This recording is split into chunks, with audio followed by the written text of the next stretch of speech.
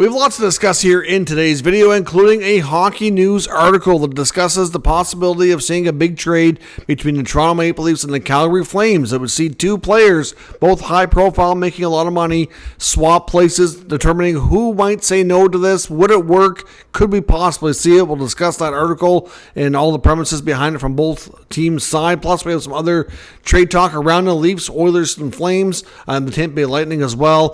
Plus, we had a bunch of RFAs file for arbitration today. Of course, today was the deadline for that. We'll discuss those players, what that means for them moving forward. We have some other signings, including some more talk around offer sheets for the remaining restricted free agents. We'll discuss all that and more coming up next.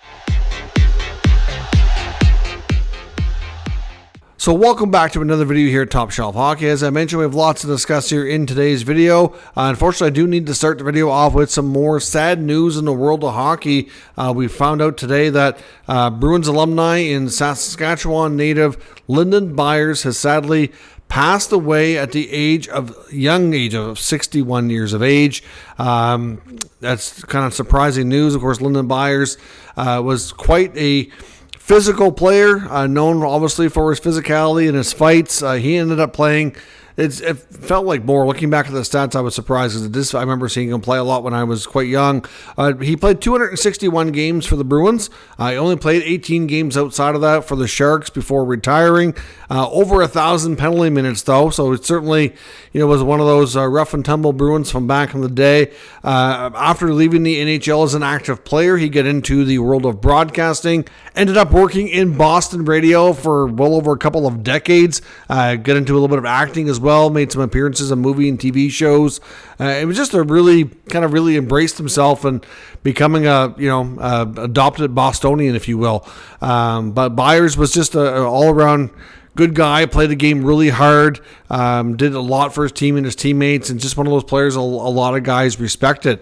And it's just really sad and unfortunate that he unfortunately has passed away at such a young age. The family did announce it through his Twitter account. The Bruins and NHLPA, of course, have since put out statements acknowledging this as well, but we don't know the cause, so we're really not aware of what exactly happened here, if it was something sudden. I'm not aware of an illness or anything. Doesn't mean that's not the case. Sometimes people choose not to make things public. So we really don't know. So we're not going to speculate, but the sad reality here is that Byers has passed away at a young age, so we certainly want to pass along our condolences to his family and friends and former teammates and everybody around the league who knew this very colorful character. As I mentioned, we have some big news today. It's the arbitration filing deadline for the players who are restricted free agents who would like to invoke this process. Now, there is also team-elected arbitration, which that deadline's coming up on Sunday. But RFAs today that filed for salary arbitration include 11 names, 3 with the Winnipeg Jets, including forward Gabe Vilardi, centerman Morgan Barron, and defenseman Dylan Sandberg. We also got Anaheim Ducks defenseman Drew Hellison and goalie Lucas Dostal. Seattle Kraken forward Capo Caco. Sabres defenseman Connor Timmins. Leafs forward Nick Robertson. Habs defenseman Jaden Struble. Hawks goalie Arvid Soderblom. And New York Islander forward Maxim Siplikov, of course, who came over from Russia last year, had a pretty good season. So I do have a video I put out earlier looking at these players a little bit more in depth, looking at their point totals, what their qualifying offers were, and just kind of going through that a little bit more of a in-depth analysis, if you will. If you haven't checked that out already, certainly, like I said, it's already on the channel from earlier tonight. You can check that out when you're done with this video, but I did want to just kind of recap that quickly. Also wanted to acknowledge the fact, like I said, that Sunday's the deadline for team-elected arbitration. There's some you could say some meaningful, notable names that did not file, which means that they're still offer sheet eligible. In case you don't know how that works, when a player files for arbitration or a team files for arbitration, once that process has been invoked, they are no longer offer sheet eligible. So those players I just mentioned cannot even consider that any longer. Now, Mason McTavish, Bo Byram, Cam York, Jack McMahon, some of the more prominent, notable RFAs that are out there and have been, rumored to possibly be offer sheet candidates, did not file for salary arbitration, meaning that they're still eligible. We don't really know how they or their agents feel about things, but you have to think that they're at the very least considering it. I know when it comes to Byram, we've heard where he's been in the trade rumor mill quite a bit, that there are definitely teams out there that are weighing the option and kind of waiting, trying to be patient here with the Sabres to make a move. But at some point, we could see it invoked. The only thing is Buffalo does have a good amount of cap space, so the odds of getting the player are probably slim. But, if you're going to be really ridiculous with it, then maybe not. But the Sabres they're not like in a bad cap situation. Same thing with the Anaheim Ducks and Mason McTavish. But you have to think that even though they're in a good cap situation and they have lots of room to match, that they do have limits like anybody else. So we'll have to see where things go. But those RFAs, now we'll see in the next little bit here if their teams elect to take them to arbitration, because that could change things again as well and kind of get them out of that potential offer sheet scenario. Now, we do also have a few signings today, including some young players doing some ELCs from the 2025 draft, as well as some re-signings here on some pending restricted free agents. The Columbus Blue Jackets today came to terms with RFA forward Dmitry Voronkov. Voronkov signs a 2-year deal at $4.175 million. I think that's a pretty fair deal. Voronkov had a nice season for the Blue Jackets, and I think can continue to be a big part of their future there. The Seattle Kraken have signed RFA forward Kartye to a 2-year deal, $1.25 million, so he gets his deal done. And the Capitals re-signed Hendrix Lapierre. Had a disappointing season. He only put up 8 points in 27 games and spent a decent amount of time in the minors. He signs a 1-year deal, so he'll be RFA again next year, $850K. Of course, the other two players I mentioned are going to be RFAs at the end of those deals as well. And the Washington Capitals today also announced that they've signed 2025 first-round pick Lyndon Byers to his 3-year entry-level contract. Now, one thing with the 2025 first-rounders as well that I'll get into here quickly, it's a little bit more notable that some of these players are getting signed. Normally, when you see a draft go by, we get a lot of the top guys get their ELCs fairly quick. It's not a big deal. Some of the later first-rounders or other rounds, you see it come a little bit later.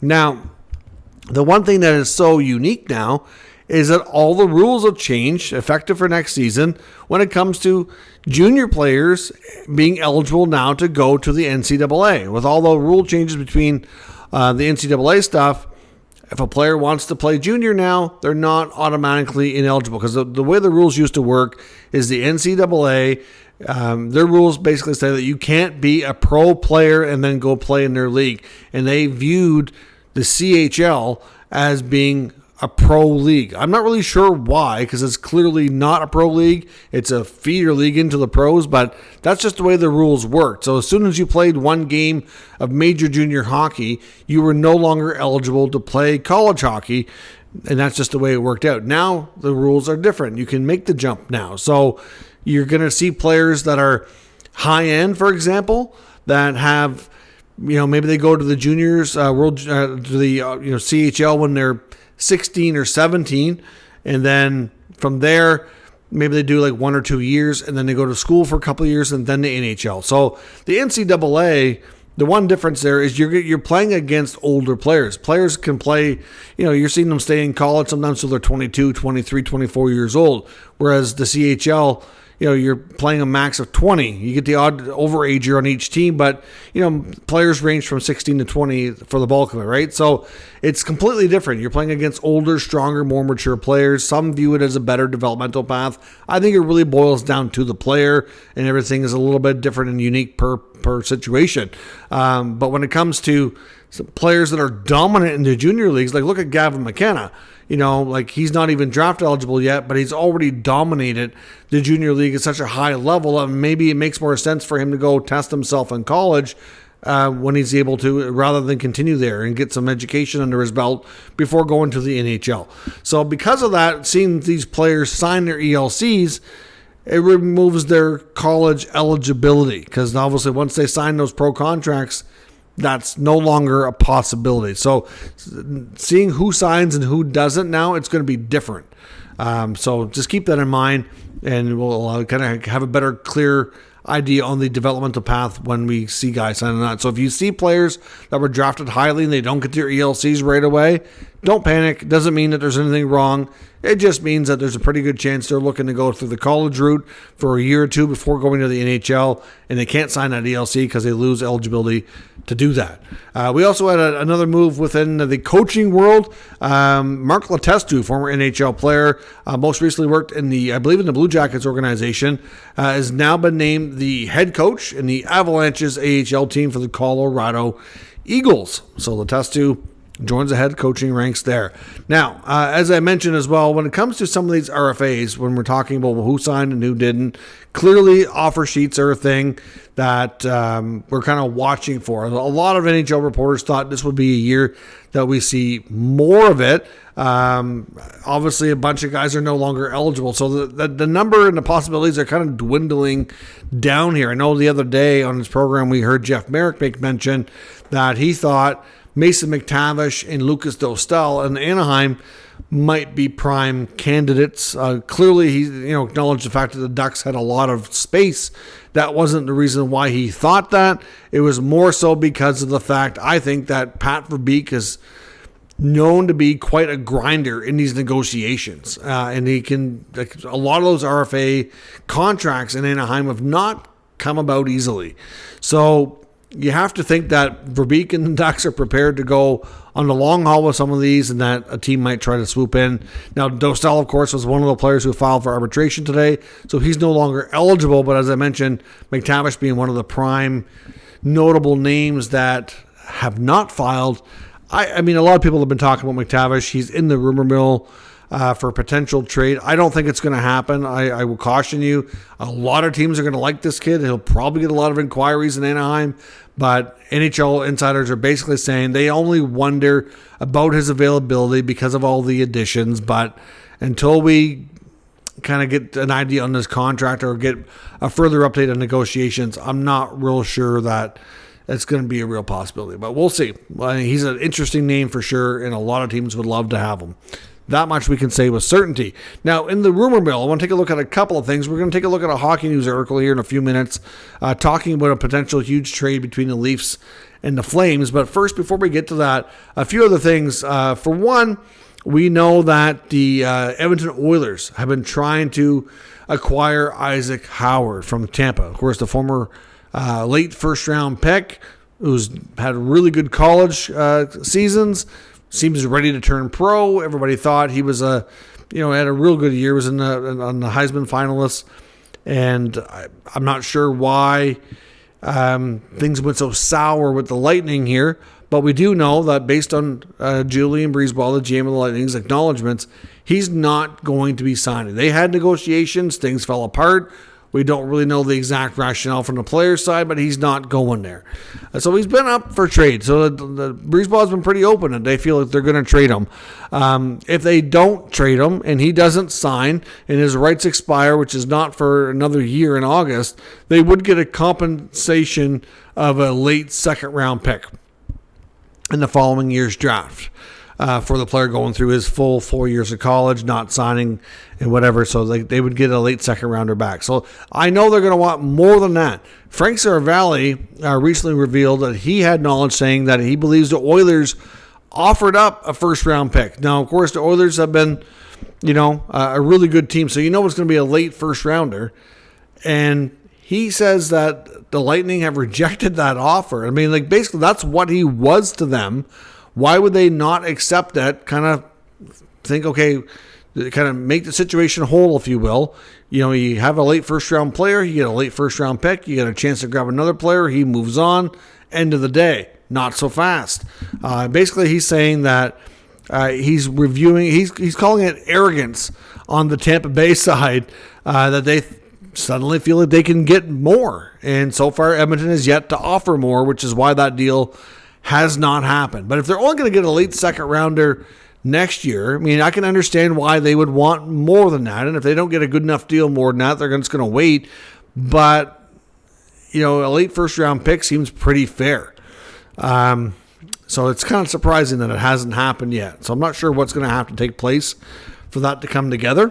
The other thing we kind of learned here as well, was that we know that the Calgary Flames have been having a lot of conversations around Rasmus Andersson. Elliot Friedman revealed that Vegas is obviously viewed by many to be the preferred landing spot by Rasmus Andersson. I think Vegas has mutual feelings here because obviously with the loss of Alex Pietrangelo, like I said before, I know they're not exact, and Pietrangelo is such a great defenseman that I don't think you can call Andersson a replacement, but he's a really good right-handed shot option, and that's who they seem to be targeting to take that role.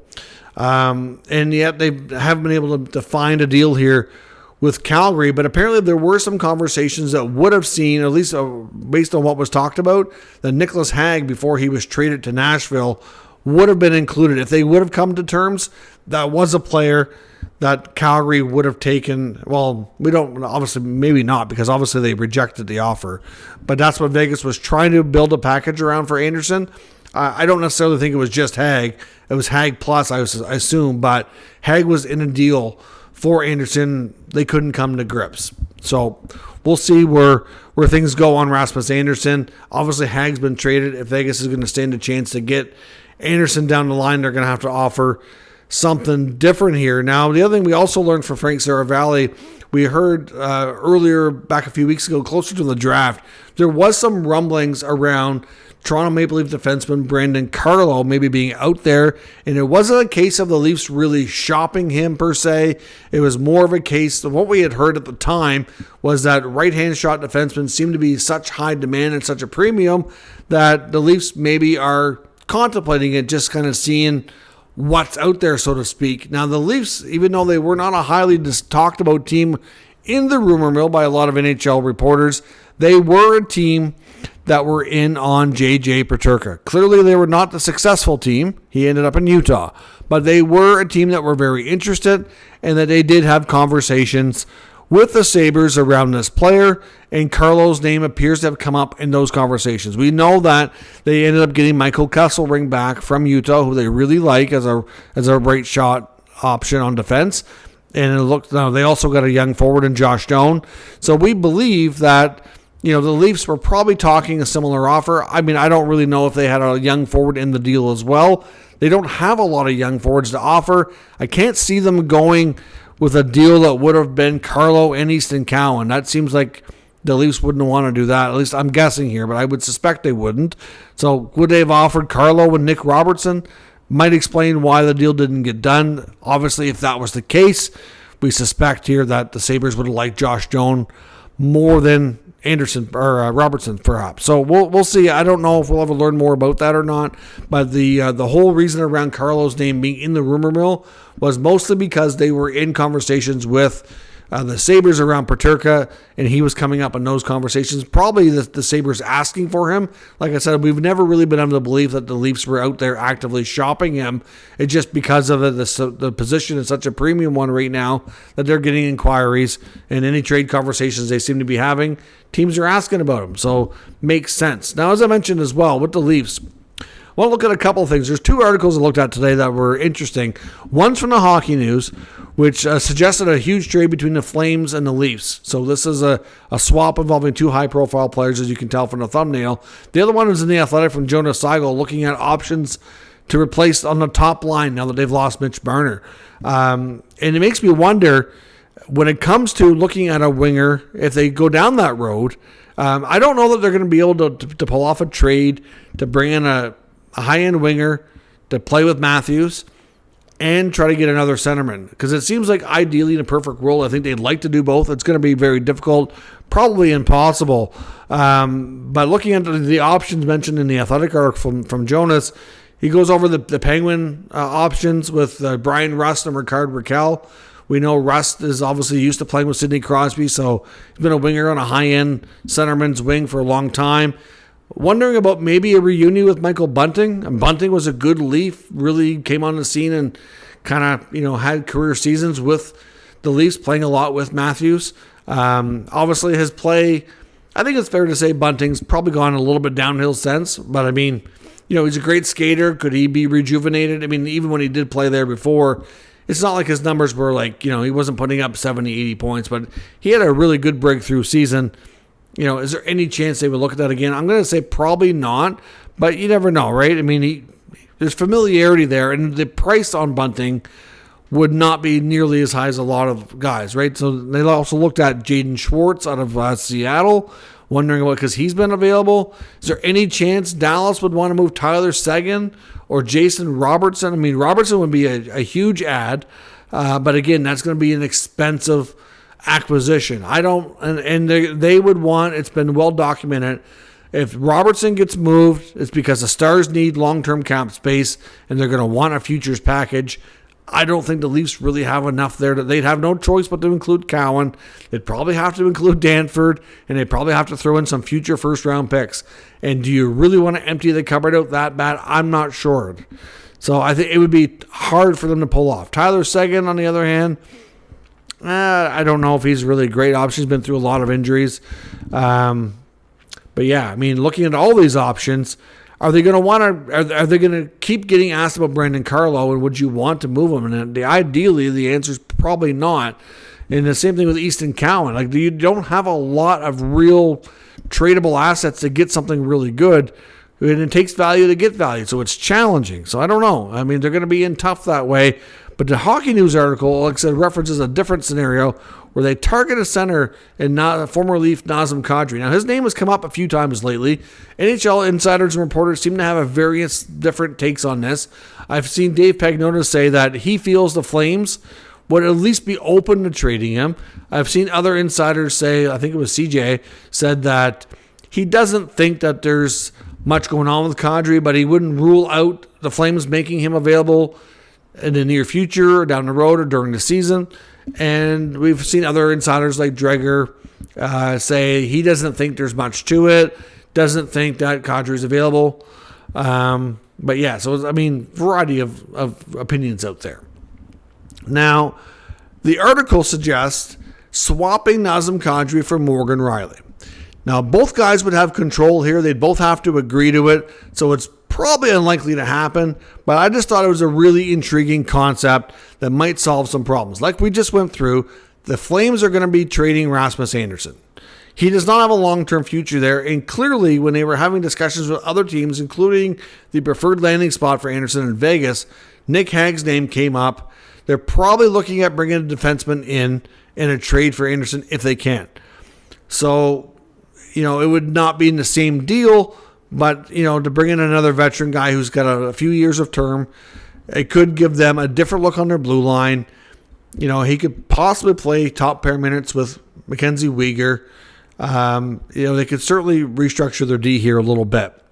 Now, would Rielly want to go to Calgary, leave Toronto? I'm going to say probably not. The article goes on to say that might be a challenge, and that one of the ways they could try would be to kind of give Rielly a promise that if they are not making the playoffs, they would work with him to go to another team that he would prefer to go to more than them. I mean, well, that's kind of defeats the purpose of trading for him, and might be hard to lose. You lose all your leverage. You might not, you're going to trade Kadri, and it might not be a one-for-one trade here as well. We also acknowledge that Rielly is making a little bit more money than Kadri and has a little bit more term. So it's probably a scenario where the Leafs have to add a little something extra. Maybe it's a fourth-round pick or maybe a B prospect. I don't know. Something. It's probably not one-for-one perfectly. It could be a smaller package around that. But, I mean, the money is very similar, so that's not an issue. You get another defenseman going to Calgary to help with the fact that you're moving Andersson, a veteran defenseman who's a good skater, good puck mover, and does a lot of things well that can help you. The Leafs get Kadri, it's pretty well known they need another top six forward, and preferably I think you said you can look at it and say you need a Mitch Marner type of winger, but that's going to be impossible to find.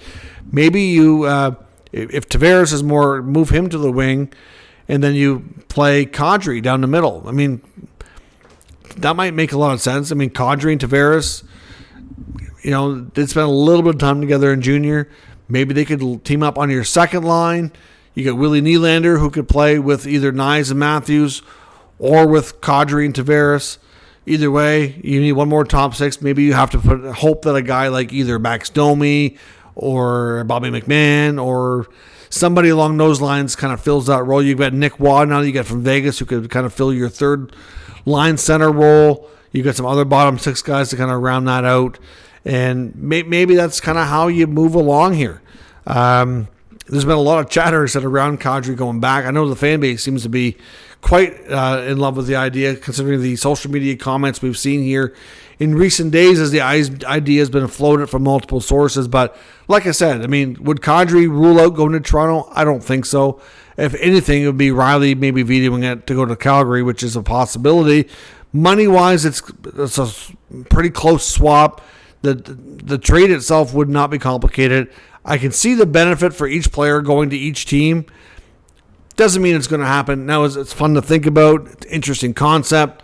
But I don't know that all parties involved there. We do know that Riley's believed has been asked about maybe waiving his no trade, but there's no reason to think at this point that he definitely would. He's been there a long time, longest tenured Leaf, and he does have a lot to say here. So if he doesn't want to go, he doesn't have to go. So it's an interesting concept, but let me know your thoughts. Basically, the way this article is proposed here is who says no?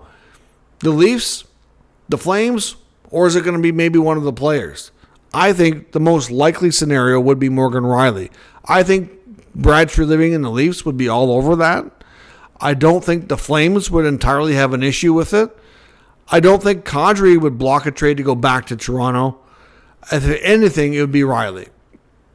And maybe you need to have a third team in there where Riley would be more comfortable going, and maybe there's another type of swap, and maybe Calgary gets something else. I'm not sure, but yeah, I mean, it's an interesting deal, but it's one of those things that it's probably not all going to come into the perfect alignment with the stars to make it happen. But let me know your thoughts on this concept of a potential deal that could work if they want to go down this road, and we'll discuss further in the comments. Let me know your thoughts on all the other news as well, and we'll discuss further. If you're new to the channel, make sure you subscribe and stick around.